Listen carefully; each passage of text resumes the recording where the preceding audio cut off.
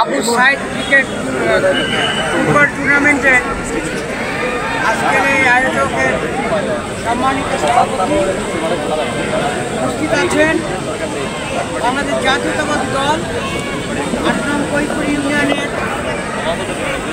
সম্মানিত সদস্য সচিব, আমার শ্রদ্ধাভাজন চাচা, সাবেক ৮ নং কৈপুর ইউনিয়নের সাধারণ সম্পাদক, সাবেক মেম্বার জনাব মনসুর আলী চাচা। আমাদের মাঝে উপস্থিত আছেন বাংলাদেশ জাতীয়তাবাদী দল বিএনপি ৮ নং কৈপুর ইউনিয়নের সম্মানিত সিনিয়র যুগ্ম আহ্বায়ক, আমার সুনেশপদ ছোট ভাই মোহাম্মদ রায়হান আলী রঞ্জু। আমাদের মাঝে উপস্থিত আছেন আমার প্রাণপ্রিয় সংগঠন বাংলাদেশ জাতীয়তাবাদী স্বেচ্ছাসেবক দল ৮ নং কৈপুর ইউনিয়নের সম্মানিত আহ্বায়ক, আমার সুনেশপদ ছোট ভাই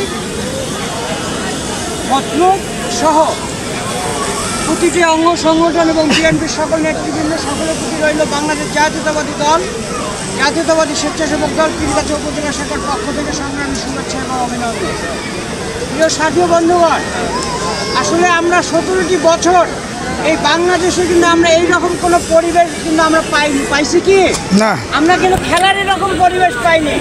সন্ত্রাস, রাজানি, চাঁদাবাজি এই ধরনের কিন্তু আমরা পরিবেশ পেয়েছি, কিন্তু আমরা একটা সুন্দর সুগঠিত একটা কিন্তু পরিবেশ পাইনি, একটা খেলার মতো একটা পরিবেশ কিন্তু আমরা পাইনি। প্রিয় সাথী বন্ধুগণ, বাংলাদেশে কিন্তু আমাদের বলা যায় যে খেলার কোনো পরিবেশই নাই। বাংলাদেশের ফুটবল কিন্তু অনেকটা উঠে গেছে, এটা কিন্তু আমরা দেখি যে এই মাঠে কিন্তু অনেক বড় বড় প্লেয়াররা কিন্তু এসে এই মাঠে কিন্তু খেলা করে গেছে।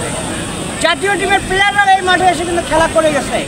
এই বিগত সরকার, এই আওয়ামী ফ্যাসিস্ট সরকার আসার পরে বাংলাদেশে কিন্তু ফুটবল খেলাটাকে তারা একদম নির্মূল করার কিন্তু একদম একটা পায়ে তারা চালাইছে। প্রিয় সাথী বন্ধুগণ, কিন্তু এখন বাংলাদেশে এই ফুটবল খেলাটাকে আবারও নতুন করে পুনরুজ্জীবিত করার জন্য আগামীতে এর থেকেও বড় যে একটা ফুটবল টুর্নামেন্ট হবে না, এটার কোনো নিশ্চয়তা নাই। এর থেকেও বড় টুর্নামেন্ট হবে এবং আমরা এর থেকে বড় কিছু আশা করব।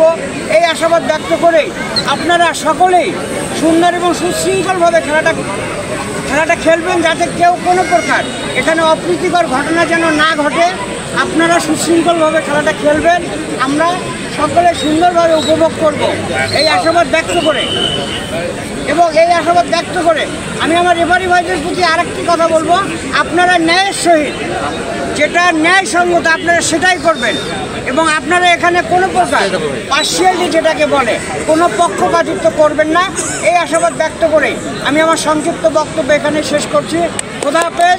বাংলাদেশ জিন্দাবাদ, শহীদ জিয়া অমর হোক, দেশনেত্রী বেগম খালেদা জিয়া জিন্দাবাদ। আমাদের আগামী দিনের ধারক ও বাহক, আগামী দিনের জননন্দিত জননেতা, আগামী দিনের রাষ্ট্রনায়ক জনাব তারেক রহমান জিন্দাবাদ। আমাদের সবাইকে ধন্যবাদ। আসসালামু আলাইকুম।